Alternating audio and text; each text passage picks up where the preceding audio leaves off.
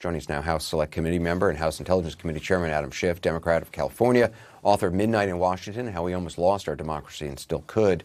Congressman Schiff, what does it say to you that these Republican members of Congress that we just heard from are basically saying it's okay to ignore a congressional subpoena, even if you don't think Steve Bannon did anything, even if you don't think this whole thing should go forward?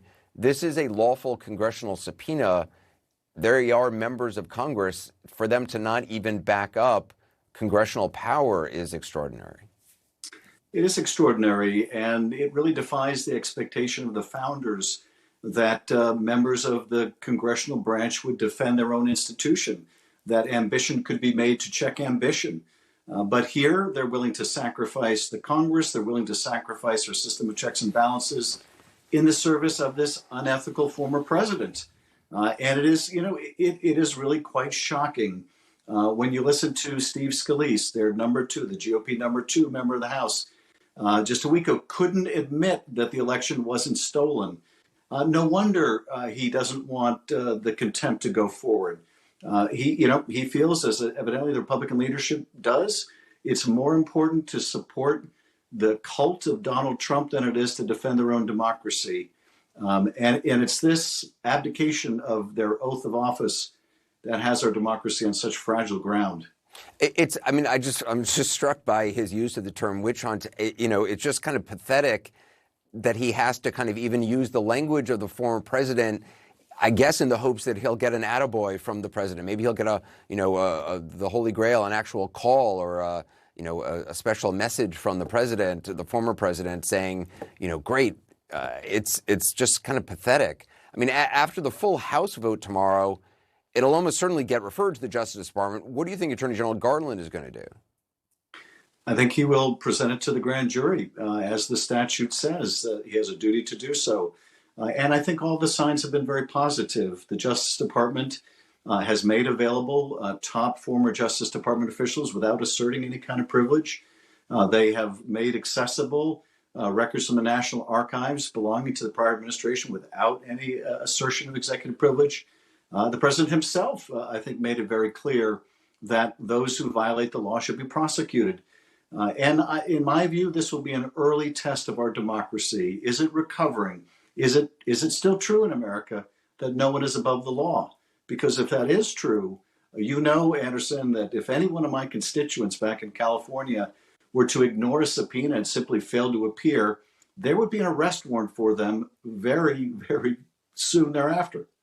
Select Committee Vice Chair Liz Cheney said last night, quote, based on the committee's investigation, it appears that Mr. Bannon has substantial advanced knowledge of the plans for January 6th and likely had an important role in formulating those plans, end quote. I mean, aside from what Bannon said on his podcast the day before the insurrection, which, I guess you could interpret it as all hell is going to break loose. People are going to be really upset. They're going to, just be upset. And ignoring what's in the Bob Woodward and Robert Costa book, Peril, about Bannon being at the Willard Hotel on January 5th with other Trump allies, including Giuliani, and a war room type meeting. Does your committee have more information beyond that on Bannon? I can't comment on what we have that's not a matter of public record. But I think certainly someone that was as close to the president is as close to the president as Steve Bannon, who was organizing at the Willard Hotel efforts to persuade lawmakers to decertify the election and overturn the results, and who made those comments, which on their surface seemed to predict exactly what happened. The fact that he was telling people also, I think on that radio show or podcast, that if they felt that they had missed out on the American Revolution, here was an opportunity for them to participate in one.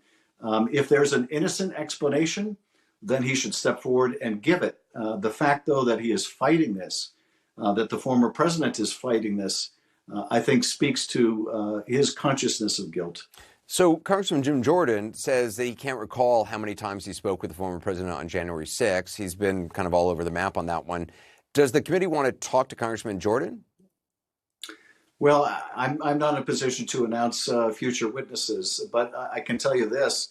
On a very nonpartisan basis, I think every member of our committee is determined to go wherever the evidence lies, to members of Congress, to the former White House, anywhere we need to fill out the public record and expose all of the events that led to January 6th.